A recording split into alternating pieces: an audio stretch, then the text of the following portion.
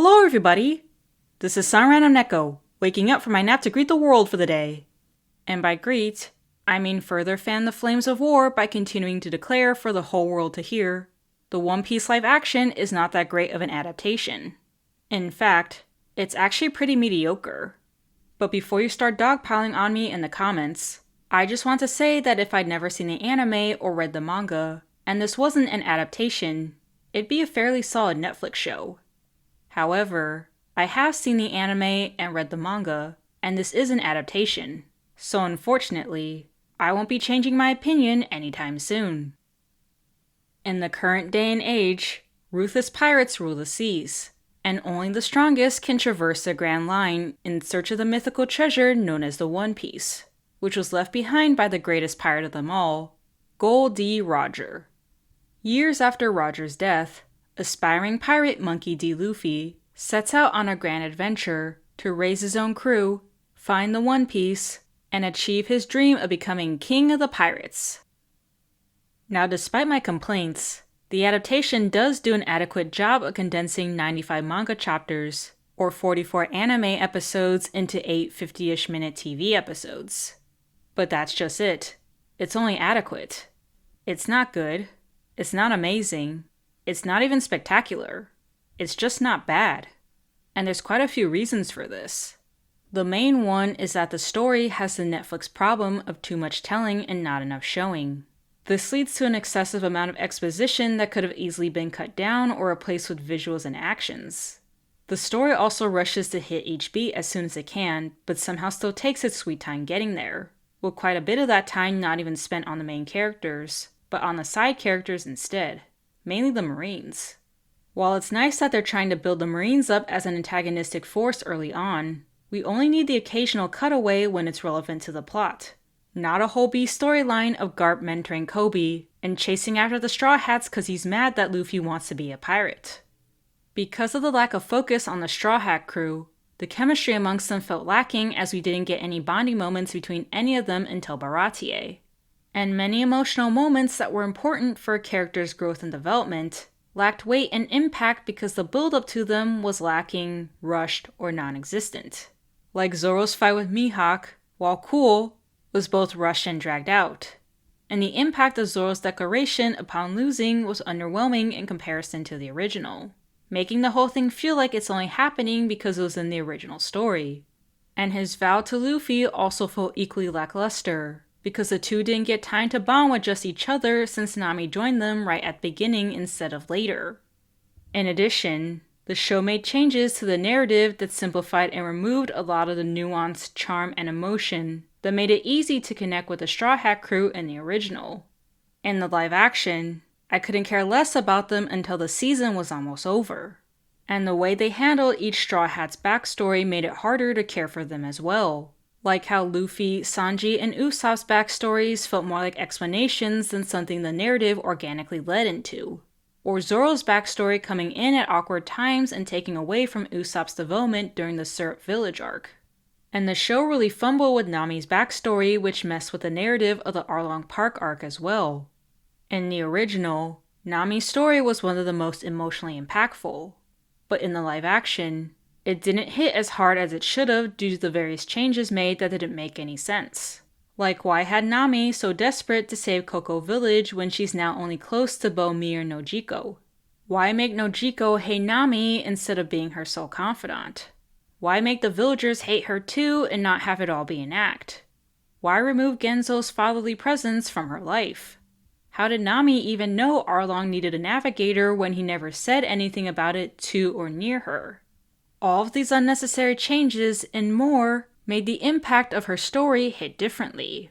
Like the tattoo scene where she just runs aimlessly before giving up because she lost the money, rather than the original where she says she can just get the money again and only breaks down because the villagers are done letting her sacrifice herself for them, and she can't stop them from marching to their deaths.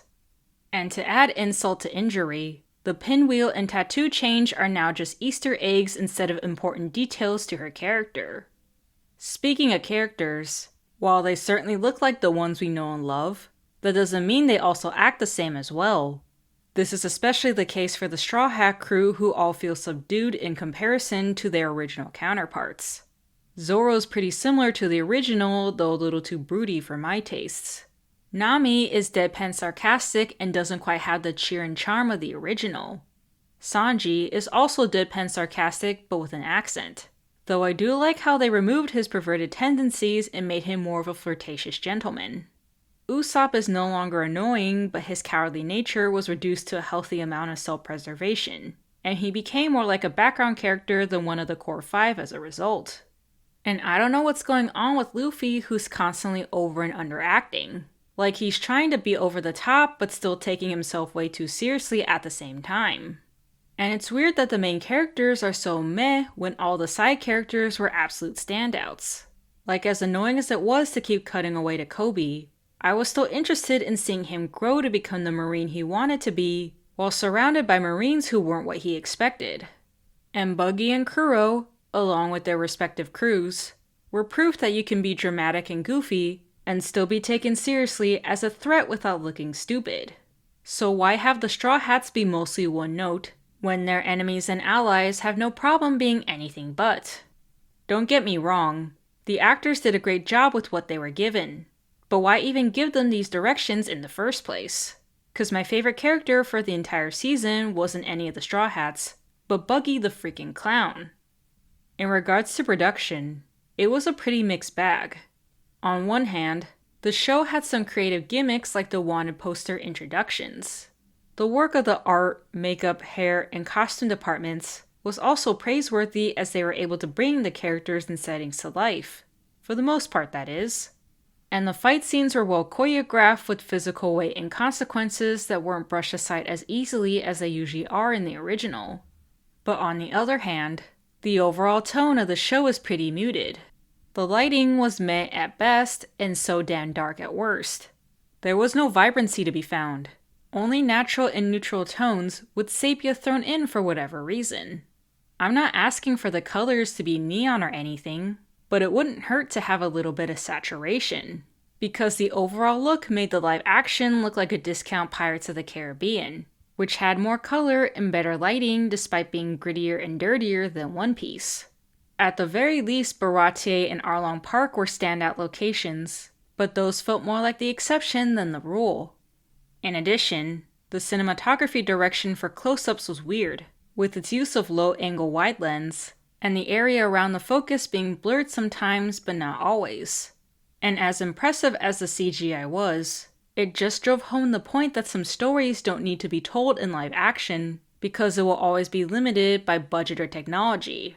Plus, there are just some things that shouldn't be translated into live action, and there are others that can't be, like the fights with Luffy that were underwhelming at best and kinda pathetic at worst, which again makes you wonder why it had to be One Piece that needed a live action adaptation, and not something less CGI reliant like Hajime no Ippo, or Monster, or even Vinland Saga. Overall, Season 1 of the One Piece live action gets a C-, D+. It's fairly average as a Netflix show, but as a live action anime adaptation, it's just not bad.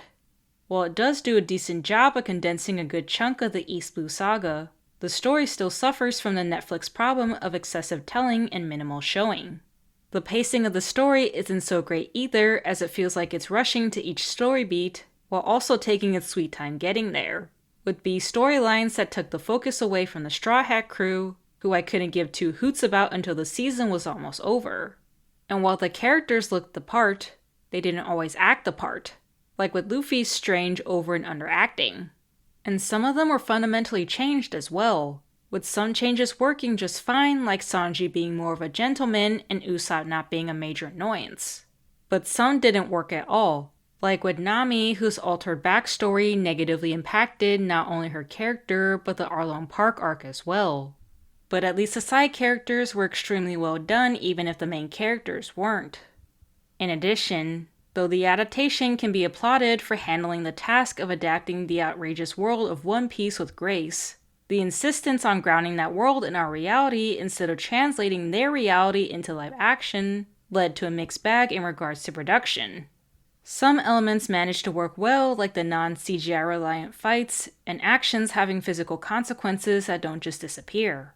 But some didn't work at all, like how the overall look of the show felt bland and uninspired with its lacking colors and bad lighting. And the CGI reliant scenes were very underwhelming because they were limited by budgetary and technological constraints, and thus were unable to capture the imagination and freedom of the original story. Even though I'm not a big One Piece fan, I'm quite disappointed by the live-action adaptation, because it felt like it just managed to clear a bar that was already buried 6 feet under by Death Note and Cowboy Bebop.